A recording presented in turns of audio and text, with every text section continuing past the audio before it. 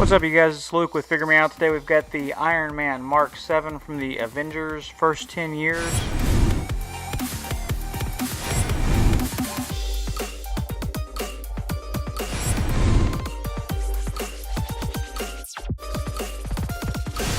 Alright, and here's the Marvel Legends Iron Man out of the box. And just taking a look at this, let's go over accessories first. So first off, we've got a couple of these blast effects. It's the same ones we've seen before. This one doesn't really have any shading or different colors on there. It's just a solid yellow. And I think I actually prefer the solid yellow. I don't know. I kind of like it when they do the white tips. It's nice to have a little variation. I'm glad that they're not all just the same thing. So that's kind of cool. On this, something I learned at this time, and apparently they all do this because I went back and looked, but these are two separate pieces. So you can actually just have the, the more focused flame, or you can have the blast if you want. You can do that with all these apparently. Who knew?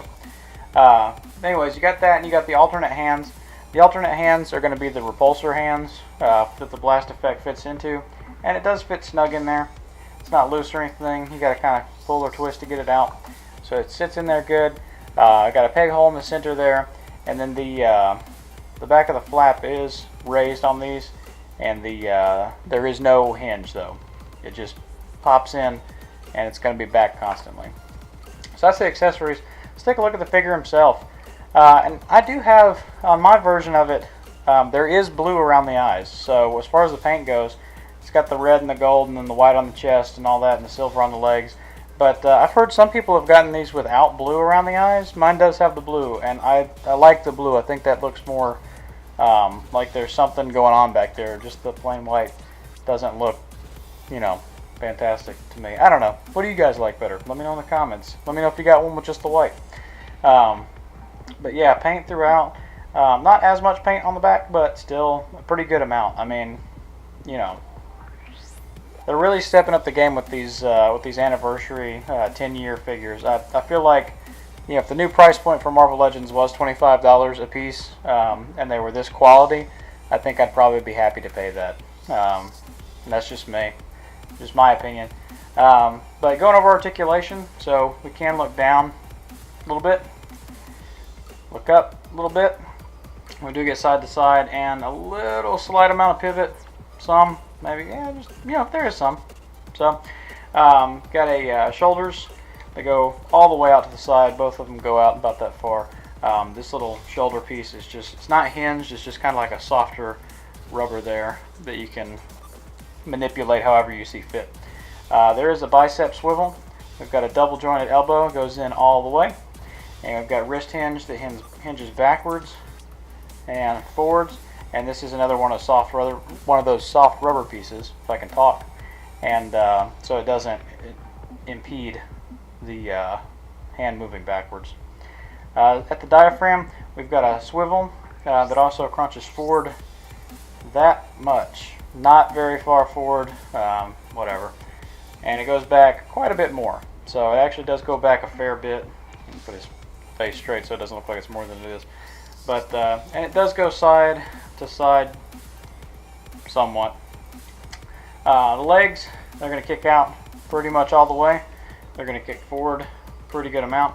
It's kind of limited by this crotch piece here, and you can sort of see whenever you look at that where it's going to hit at. This top of this plastic piece right here is going to hit that crotch, and it's going to limit it. Same thing with the butt. You're going to get about that much back, and that's about how much you get back until it hits. We do have a upper thigh swivel. It does go forward that far. Upper thigh swivel, double jointed knee, goes all the way in. And then we have at the boot, we do have a pivoted ankle that moves down some, up barely. It does rock side to side just a little bit, but it is impeded pretty heavily by the sculpt of the base of the boot.